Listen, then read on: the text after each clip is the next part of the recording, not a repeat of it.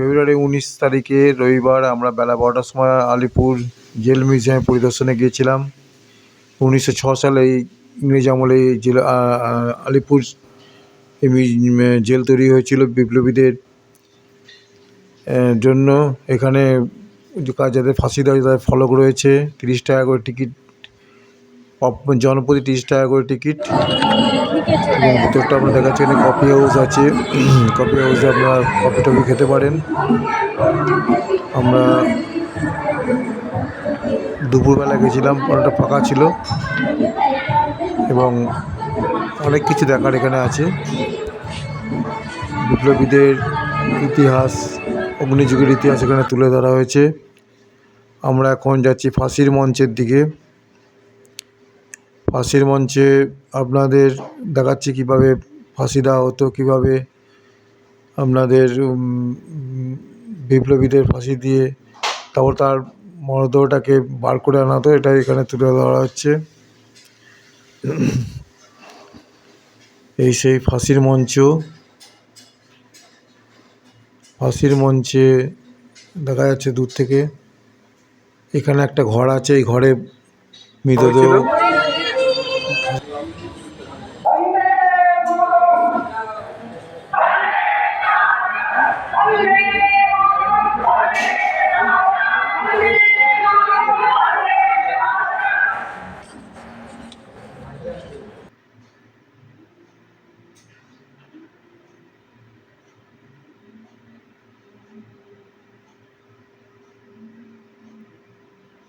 এবার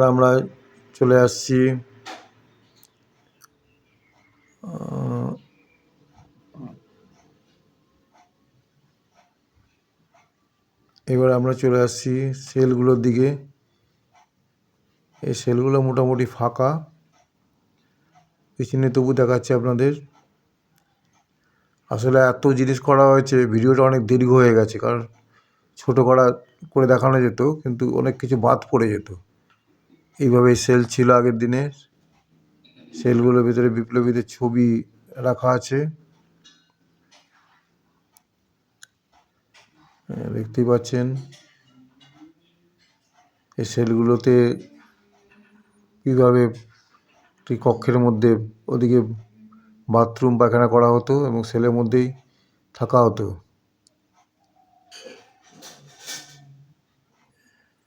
এই আরেকটা সেল, ওইদিকে বাথরুম করার, পায়খানা করার, বাথরুম টয়লেট করার ওখানে ব্যবস্থা ভেতরের মধ্যেই সব কিছু করতে হতো কয়েদিদের।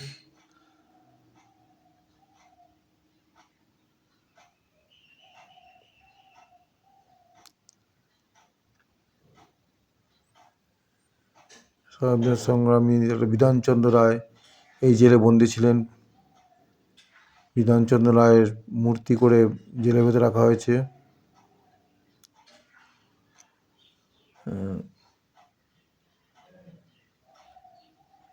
প্রাক্তন মুখ্যমন্ত্রী বিধানচন্দ্র রায় এই জেলে বন্দী ছিলেন। এখানে একটা ফাঁকা সেল রয়েছে। নেতাজি যে বন্দি রয়েছে ওখানকার দেখলাম, এই ছেলে বন্দি ছিল। এটা সিঁড়ি, জেলের সিঁড়ি এটা। নেতাজির কম্বল, যেমন চশমা ওখানে আছে। স্কুলের পাঁচিলটা দেখালাম আপনাদের, লম্বা পাঁচিল, লাল রং করা আছে নতুন করে রিনোভেশন করে। পর্যটকদের সামনে তুলে ধরা হয়েছে। বসার সুন্দর ব্যবস্থা আছে, কোনো অসুবিধা হওয়ার কথা নয়। বয়স্ক মানুষরাও আসতে পারেন। একটা ছেলে সেখানে ইন্দিরা গান্ধী ভিড়টা আস্তে আস্তে বাড়ছে। ইন্দিরা গান্ধী এখানে বসে থাকতো বাবার সাথে দেখা করার জন্য। ভালোই ভিড় হয় এখানে। লাইট অ্যান্ড সাউন্ডের ব্যবস্থা আছে। সেই সেল যেখানে জওয়াহরলাল নেহরু বন্দি ছিলেন দেখাচ্ছে আপনাদের।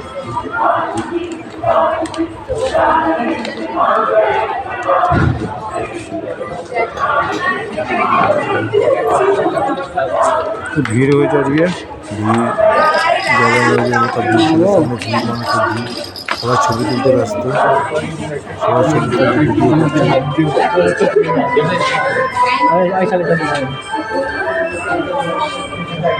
সেই নরেন্দ্র মোদী এখানে বসে আছেন, নরেন্দ্র মূর্তি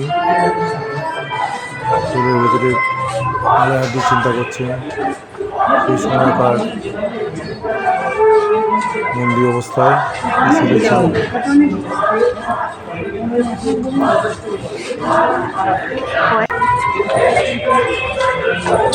এখানে একটা গোল মতো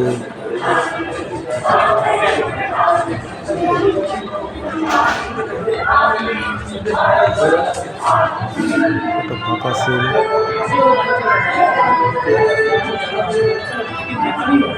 দেখা যাচ্ছে ওখানে দেখা যাচ্ছে টয়লেট করার ব্যবস্থা। এখানে ইন্দিরা গান্ধী যখন বাবার সাথে দেখা করতে আসতেন তখন এখানেই অপেক্ষা করতে হতো তাকে। আমি একটা লাইব্রেরিতে প্রবেশ করেছি। এটা একটা লাইব্রেরি, এখানে অগ্নিযুগের বিভিন্ন বই রাখা আছে, বই আছে সব। আপনারা পড়তে পারেন। আমরা করেছি জেলের গোডাউনে, একটা সেন্টার জেলের গোডাউনে। পুলিশ মিউজিয়াম করা হয়েছে এখানে, পুলিশ মিউজিয়ামে ছবি তুলে দেওয়া হয়েছে এখানে।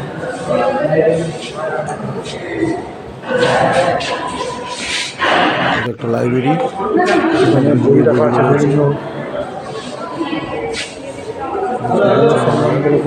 বিভিন্ন সাজানো আছে।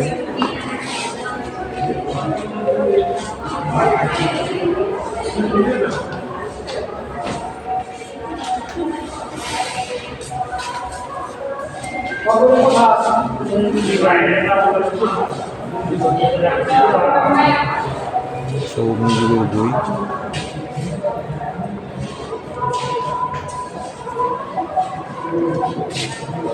এখানে চিঠিপত্র, পোস্টকার্ডে চিঠি লিখে রাখা হয়েছে বোর্ডের উপর।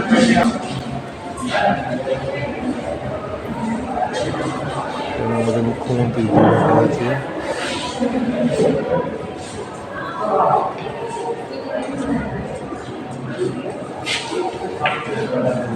গান্ধীর সাথে নেতাজির ছবি রাখা আছে, সম্পূর্ণভাবে গুছিয়ে করা হয়েছে। ইতিহাস তুলে ধরা হয়েছে, অগ্নিযুগের ইতিহাস, স্বাধীনতা সংগ্রামের ইতিহাস এই লাইব্রেরির মধ্যে তুলে ধরা হয়েছে।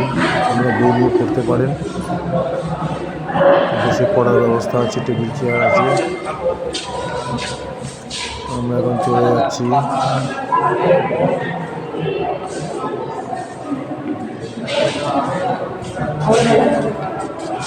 এবার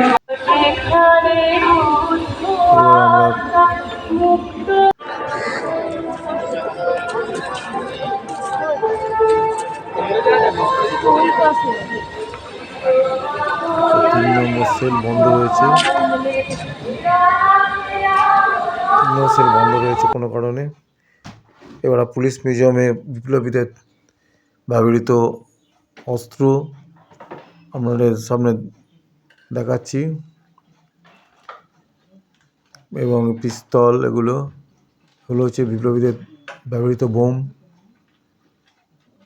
যারা স্বাধীনতা সংগ্রামের জন্য লড়াই করেছিলেন তাদের অগ্নিযুগের স্বাধীনতা সংগ্রামীদের বিপ্লবীদের বোম রাখা হয়েছে।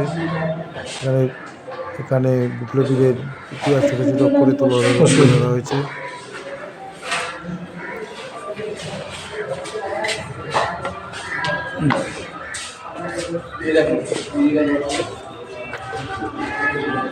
সেই বিপ্লবীদের ব্যবহৃত অস্ত্র আসলে দেখতে পারবেন।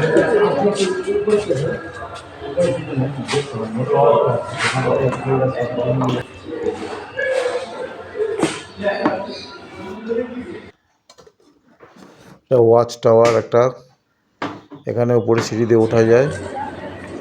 এবার আমরা বিপ্লবীদের যে এখানে কাজকর্ম করানো হতো তার ভেতরে প্রবেশ করব। এখানে দেখা যাচ্ছে কয়েদিদের চরকা কাটানোর ব্যবস্থা করা হয়েছে। চরকা কাটতে হতো, এখানে সুতো কাটতে হতো চরকাতে। তারপর এখানে তাঁত বোনা হতো, তাঁতের মেশিন রয়েছে দেখতে পাচ্ছেন। এখানে কয়েদিদের দিয়ে কাজ করানো হতো, হাতের কাজ করানো হতো, তাঁত বোনা হতো। তাঁতের মেশিন সাজানো আছে।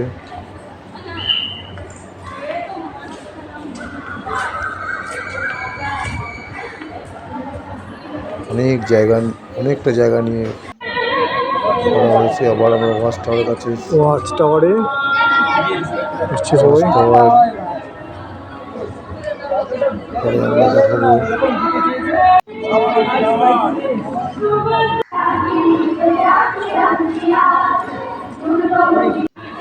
ওয়াচ টাওয়ারে লোকজন উঠছেন, এবার আমরা চলে যাচ্ছি।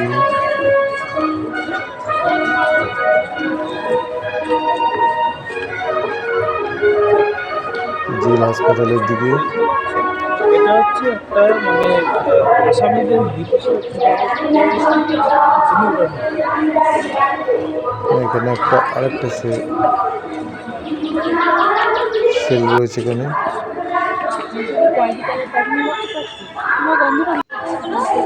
এখানে যেটা রিনোভেশন করা হয়নি, যে সংস্কার না করে সেলগুলো রাখা সেগুলো এখন এই অবস্থায় আছে। আমরা সেটা তুলে ধরেছি কী অবস্থায় রিনোভেশন না করার অবস্থায় রয়েছে।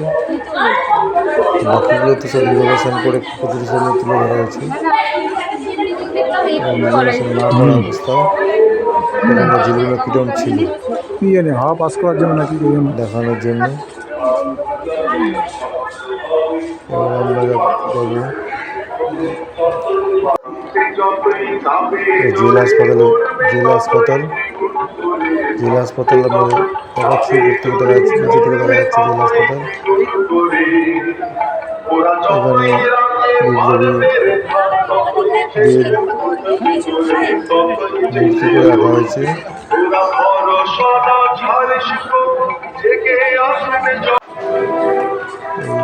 জেল হাসপাতাল, আলিপুর জেল হাসপাতাল। কয়েদিদের চিকিৎসা করা হতো।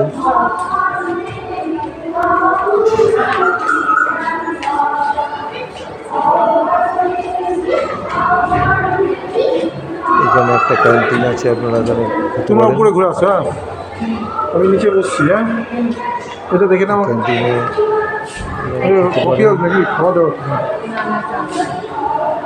না না চলো। এখানে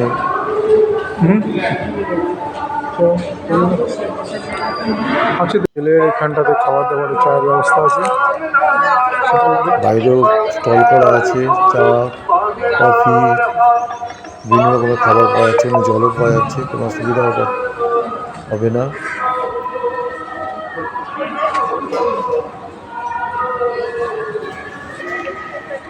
যেমন আমি এখানে বাইরে বসছি ঘন্টা। এখানে একটা পিস্তল দেখা যাচ্ছে, কালামাল দেখতে পাবেন তো জেল হাসপাতালে পিস্তলে রাখা হয়েছে।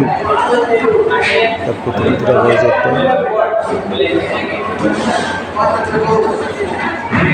দেখতে পাচ্ছেন এটা হচ্ছে জেল হাসপাতাল বেরিয়ে আমরা এখন রিজার্ভ ব্যাংকের পুরোনো দিনের মুদ্রা আমরা দেখাচ্ছি।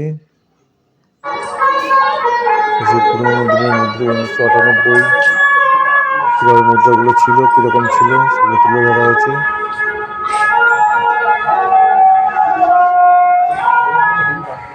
এবং আমাদের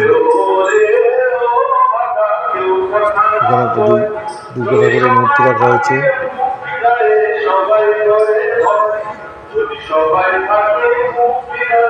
দেখতে পাচ্ছেন দুর্গা ঠাকুরের মূর্তি রাখা হয়েছে।